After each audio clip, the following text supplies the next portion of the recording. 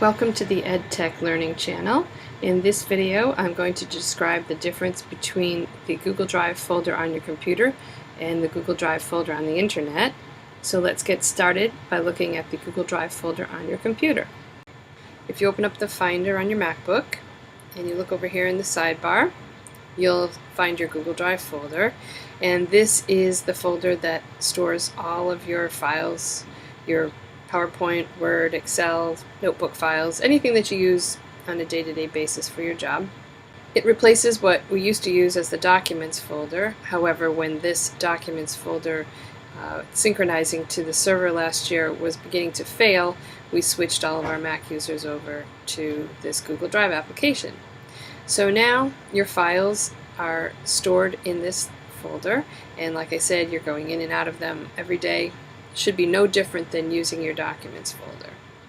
The only thing that's different about this folder is that this folder automatically backs up to your AV Schools account on the internet. And this backup happens automatically behind the scenes. You don't even realize it's happening. But every time you're making changes or adding or deleting, editing files, those changes are automatically captured and backed up to your AV Schools account. So that's great because now you don't have to worry about creating a separate backup on a USB drive or DVDs or an external hard drive. You can put anything you want to back up in your Google Drive folder.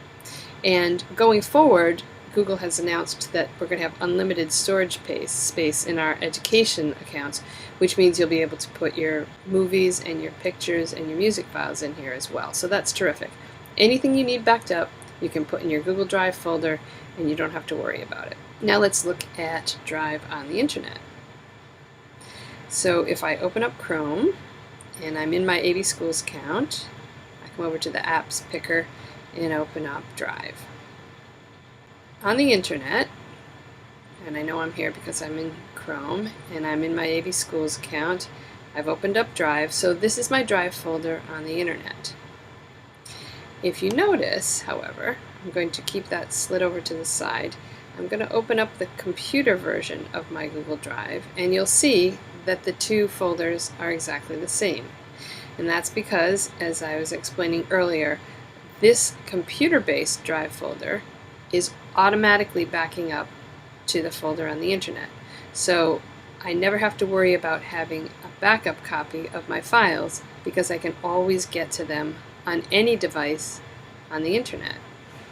This means that if something were to happen to my computer, I could go on a different computer or an iPad or a phone or a tablet, any device that connects to the internet, and get to my documents simply by logging into my AV Schools account and opening up Drive, and there they are. So that's one reason why I would come to the Drive folder on the internet. Another reason I might come here is if I start using the Google Docs suite of applications. For example, this is the same as a Word document, this is like the PowerPoint version, and this would be like Excel. This is where I would come to work on those. So that's another reason I might come to Drive on the internet. The third reason I might come here is if my colleagues have shared items with me, or my students, they're going to show up on this Drive folder on the internet, and I would come here to access any of those Google Docs that my colleagues have shared with me. So to recap, Drive on the computer is simply a replacement for your Documents folder, no different than the Documents folder, except that it's automatically backing up to the internet.